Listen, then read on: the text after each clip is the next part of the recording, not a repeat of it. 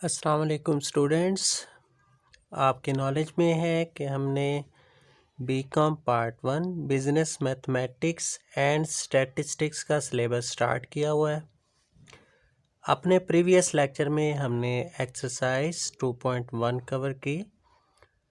आज हम स्टार्ट करेंगे exercise 2.2 solution of simultaneous linear equations in 2 variable in 3 variables.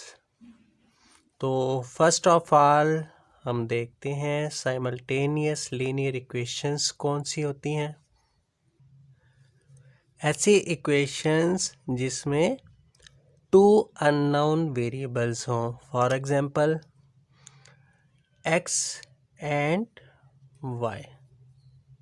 ठीक है, इसमें 2 अननोन वेरिएबल्स हैं जिसको हम x बोला हुआ है और y बोला हुआ है। ठीक है, जिसमें 2 वेरिएबल हों, साइमल्टेनियस लीनियर इक्वेशंस कहलाएंगी इन 2 वेरिएबल्स।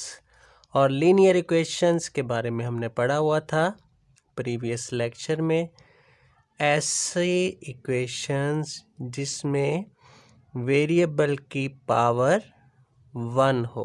ठीक है, इसी तरह साइमल्टेनियस लीनियर इक्वेशंस इन 3 वेरिएबल्स, ऐसी इक्वेशन जिसमें 3 अननोन वेरिएबल्स हों, x, y, z। ठीक है, 3 इक्वेशंस जिसमें 3 वेरिएबल है अननोन और 2 इक्वेशंस जिसमें 2 अननोन वेरिएबल्स हों और डिग्री मतलब पावर 1 हो अननोन वेरिएबल की। तो ये क्या कहलाएंगी? Simultaneous linear equations. तो साइमल्टेनियस लीनियर इक्वेशंस का सलूशन फाइंड करने के लिए हमें 2 वेरिएबल्स जब गिवन होंगे, ऐसे इक्वेशंस को सॉल्व करने के लिए हमने एक मेथड पढ़ा था, मैट्रिक्स मेथड। ठीक है, चैप्टर नंबर 1 में मैट्रिक्स मेथड के ज़रिए सॉल्यूशन हमने फाइंड किया था साइमल्टेनियस लीनियर इक्वेशंस का इन 2 वेरिएबल्स एंड 3 वेरिएबल्स। ठीक है, तो 2 वेरिएबल्स में ये 2 मेथड है जो हम फर्दर भी प्रोसेसिंग करने के बाद अडॉप्ट करके हम सॉल्यूशन फाइंड कर सकते हैं। फर्स्ट वन पे क्या है? Substitution method. सेकंड वन पे एलिमिनेशन मेथड। ठीक है, सब्स्टिट्यूशन मेथड कौन सा मेथड है? जिसमें हम एक इक्वेशन में से किसी भी एक अननोन वेरिएबल की वैल्यू निकाल के दूसरी इक्वेशन में पुट करते हैं, सब्स्टिट्यूट करते हैं। ठीक है, एलिमिनेशन मेथड क्या है? एलिमिनेट का मतलब है ख़त्म कर देना। ठीक है, एलिमिनेशन मेथड ख़त्म कर देना, या अननोन वेरिएबल या x को ख़त्म कर दिया जाए या y को ख़त्म कर दिया जाए। ठीक है, तो इन दोनों मेथड्स के बारे में हम स्टडी करेंगे। इन दोनों मेथड्स को अडॉप्ट करके हम सॉल्यूशन कैसे फाइंड करते हैं इन 2 वेरिएबल्स। तो स्टार्ट करते हैं exercise 2.2 question number 1 part 1। Lecture number हमारा है 6। x plus y is equal to 5, 2x minus y is equal to 1। तो एलिमिनेशन मेथड के थ्रू हम सॉल्यूशन सेट फाइंड करते हैं।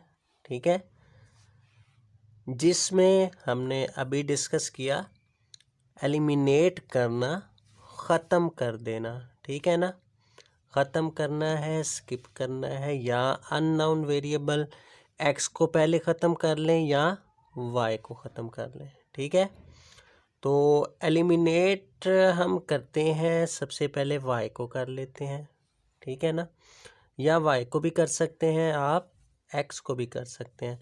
जिस वेरिएबल को आप एलिमिनेट करना चाहेंगे उस वेरिएबल के कोफिशिएंट सेम होने चाहिए, ठीक है।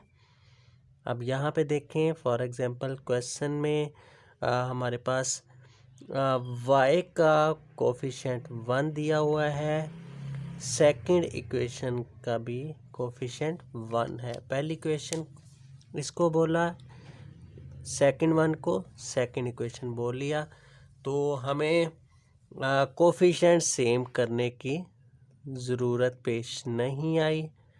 तो हम क्या करेंगे, इन दोनों इक्वेशंस को ऐड कर देंगे ताकि अननोन वेरिएबल y ख़त्म हो जाए, ठीक है।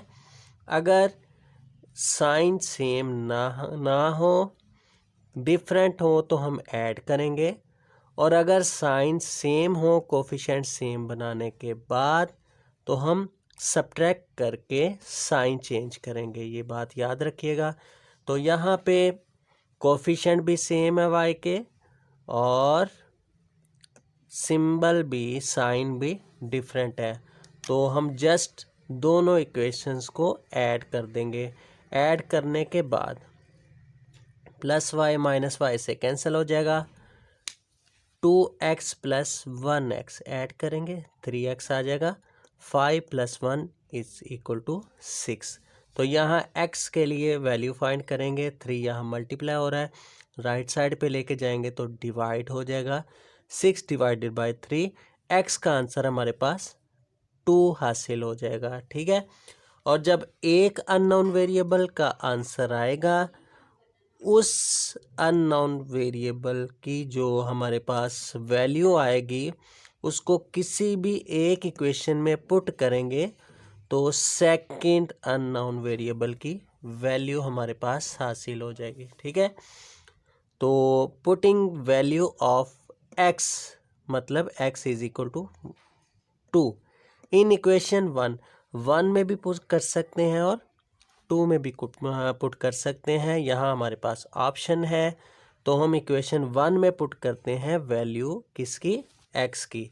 तो x की जगह लिखा जाएगा 2 plus y is equal to 5, y इस तरफ ही रहेगा लेफ़्ट साइड पे, 2 को हम राइट साइड पे लेके जाएंगे, तो 2 यहाँ प्लस हो रहा है, राइट साइड पे जाके माइनस हो जाएगा, तो y is equal to 5 minus 2 किसके इक्वल आएगा, 3 के।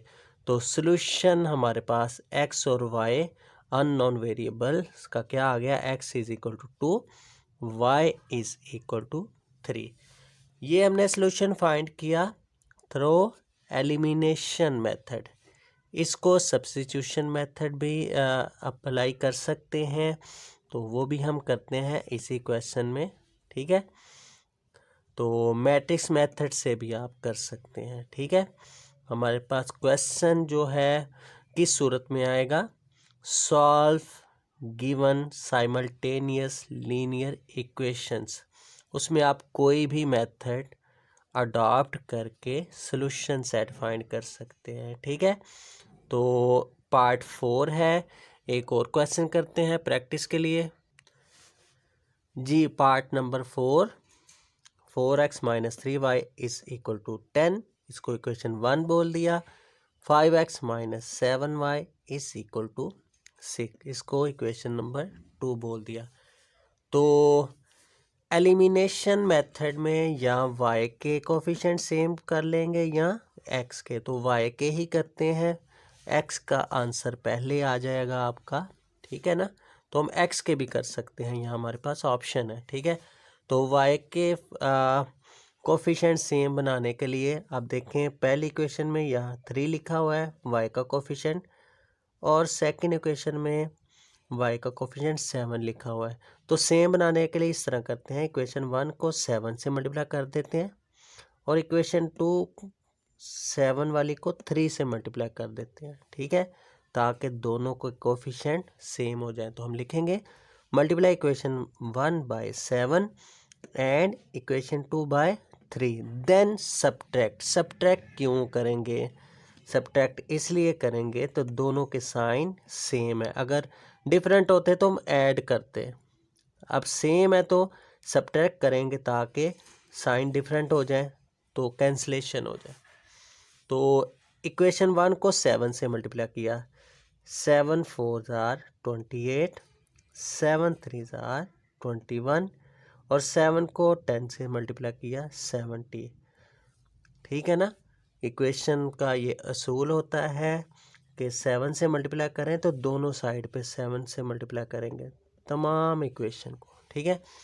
सेकंड वाली इक्वेशन को 3 से मल्टीप्लाई करेंगे, 5x मल्टीप्लाई 3 15, 7 मल्टीप्लाई 3 21, 6 मल्टीप्लाई 3 18 और दोनों को सब्ट्रैक्ट कर दिया।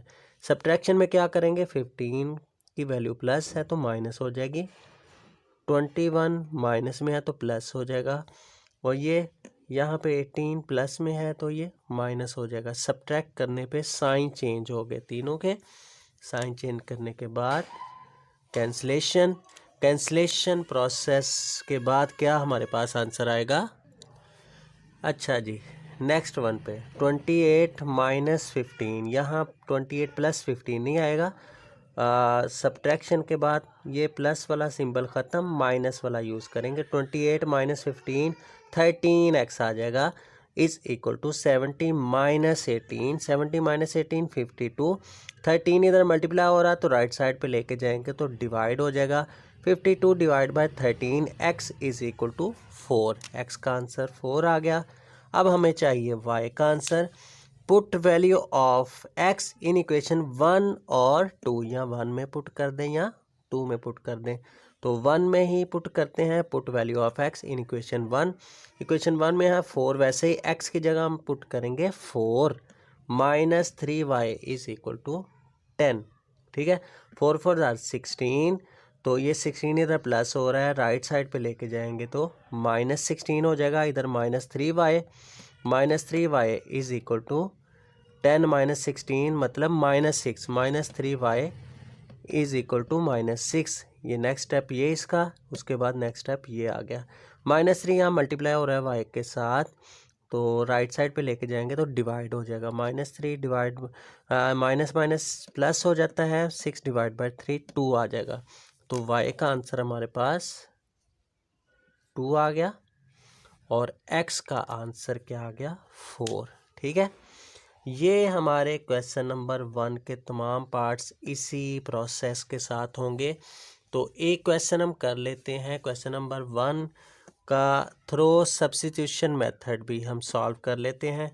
आप किसी भी मेथड से सॉल्व कर सकते हैं। ठीक है, सब्स्टिट्यूशन मेथड से कर लें या एलिमिनेशन मेथड से कर लें। ठीक है, एलिमिनेशन मेथड से हमने कर लिया। सब्स्टिट्यूशन में हमने पढ़ा था कि एक इक्वेशन में से किसी भी अननोन वेरिएबल की वैल्यू निकाल के दूसरी इक्वेशन में पुट कर देना सब्स्टिट्यूशन मेथड कहलाएगा। तो पहले x plus y equal to 5 equation 1, 2x minus y equal to 1 equation number 2। पहला क्वेश्चन का पार्ट 1 ही ले लेते हैं ताकि आंसर हम मैच कर सकें कि दोनों प्रोसेस से, दोनों मेथड से आंसर सेम आएगा। ठीक है, तो इक्वेशन नंबर 1 में से वैल्यू निकाल लेते हैं x की, ये y राइट साइड पे लेके जाएंगे तो x is equal to 5 minus y हो जाएगा। तो ये x की वैल्यू जो हम सब्स्टिट्यूट करके निकाली है, इसको पुट करेंगे इक्वेशन नंबर 2 में। एक इक्वेशन में से वैल्यू निकालनी, दूसरी में पुट करनी। Put x is equal to 5 minus y in equation 2। x है जहाँ उधर पुट कर दें y, 5 माइनस वाई 2, वैसे ही x की जगह 5 माइनस वाई इस माइनस वाई वैसे का वैसे ही आ जाएगा, इज इक्वल टू 1। 2 मल्टीप्लाई हो रहा, 2 5 10, 2 को माइनस वाई के साथ क्या आ जाएगा, 10 माइनस 2y और माइनस वाई वैसे का वैसे, तो माइनस 2y माइनस 1y, ये तो माइनस 3y बन जाएगा ना, माइनस 3y, और ये 10 प्लस हो रहा है, राइट साइड पे लेके जाएंगे तो माइनस हो जाएगा, 1 माइनस 10, 1 माइनस 10 माइनस 9 आ जाता है। 3 माइनस 3 यहाँ मल्टीप्लाई हो रहा है, राइट साइड पे लेके जाएंगे तो -3 डिवाइड हो जाएगा, माइनस माइनस प्लस हो गया, 9 डिवाइड बाई 3 आ गया, y की वैल्यू 3 आ गई। अब इस y की वैल्यू इक्वेशन नंबर 1 में पुट कर दें या 2 में कर दें, दोनों में किसी भी इक्वेशन में कर दें। तो हम इक्वेशन नंबर 1 में पुट कर देते हैं। इक्वेशन नंबर 1 क्या आती है, x + y = 5। Put value of y in equation 1, y की जगह 3 पुट कर देंगे, ठीक है। तो +3 राइट साइड पे लेके जाएंगे तो माइनस हो जाएगी, x का आंसर क्या आ गया, 2। अब देखें x = 2, y = 3। यही हमने क्वेश्चन 1 के पार्ट 1 में x की वैल्यू 2 निकाली और y की वैल्यू 3 फाइंड की हमने, ठीक है। तो थ्रो सब्स्टिट्यूशन मेथड और एलिमिनेशन मेथड दोनों पे सॉल्यूशन सेट हमारा सेम आ गया, ठीक है। क्वेश्चन नंबर 2 के तमाम पार्ट्स हमारे 3 वेरिएबल्स पे मुश्तमिल हैं, और जब 3 वेरिएबल्स की हमारी साइमल्टेनियस लीनियर इक्वेशंस हों तो आप मैट्रिक्स मेथड से सॉल्यूशन सेट फाइंड कर लें या क्रैमर रूल मेथड से, जो हमने 1.2 एक्सरसाइज लेक्चर नंबर 2 और 1 में डिस्कशन की थी। Simultaneous linear equations through matrix inverse method, और लेक्चर नंबर 2 हमने डिस्कशन किया था क्रैमर रूल मेथड। तो क्वेश्चन नंबर 2 के तमाम पार्ट्स आपने लेक्चर नंबर 1 और लेक्चर नंबर 2 इन दोनों में से किसी भी एक मेथड से आपने सॉल्यूशन सेट फाइंड करना है, solve for x, y and z, matrix inverse method और क्रैमर रूल मेथड, ठीक है जी। सॉल्यूशन सेट हम फाइंड करेंगे इन 2 मेथड से। तो फॉर्मेट बना लेते हैं क्वेश्चन 2 का थर्ड पार्ट, जिसमें तीनों वेरिएबल्स जो है ना वो सेपरेशन में दिए हुए हैं इक्वेशन में, तीनों में। तो इस तरह अगर इक्वेशन दी हो x, y, z किसी भी एक इक्वेशन में इकट्ठे नहीं है तो आप लिखेंगे जो अननोन वेरिएबल होगा, जो मौजूद नहीं है किसी भी इक्वेशन में, उसका कोफिशिएंट हम 0 लिखेंगे, ठीक है। तो x + y = 5 राइट इन मैट्रिक्स फॉर्म। x का कोफिशिएंट 1 आएगा a में और y का कोफिशिएंट 1, z नहीं है यहाँ तो z की जगह आपने 0 पुट कर देना है, ठीक है। इसी तरह सेकंड इक्वेशन पे x नहीं है तो x 0 होगा, y 1 होगा और z भी कोफिशिएंट 1 होगा। इसी तरह x का कोफिशिएंट 1 आएगा, y यहाँ पे नहीं है तो उसका 0 होगा, z का कोफिशिएंट क्या होगा, 1। और x लिखते हैं मैट्रिक्स फॉर्म में, अननोन वेरिएबल को नाम देते हैं, कितने हैं, x, y और z। तो unknown variable x, y, z वैसे ही लिखा जाएगा, ठीक है ना। मैट्रिक्स थर्ड वन पे हम b लिखते हैं। तो b मैट्रिक्स कैसे बनता है, इक्वल्स साइन पे जो हमारे पास तीनों डिजिट्स होते हैं 5, 6 एंड 7, वो हमारा बी मैट्रिक्स बन जाएगा, ठीक है। तो सॉल्यूशन सेट फाइंड कर लेंगे थ्रू मैट्रिक्स इन्वर्स मेथड या Cramer rule method. Matrix inverse method के लिए लेक्चर नंबर 1, और अगर क्रैमर रूल से आप करना चाहते हैं solution set find x, y, z का तो लेक्चर नंबर 2, ठीक है। तो ये था आज का हमारा लेक्चर नंबर 6। तो मुलाकात होगी नेक्स्ट लेक्चर में, तब तक के लिए इजाज़त दें, अल्लाह हाफिज़।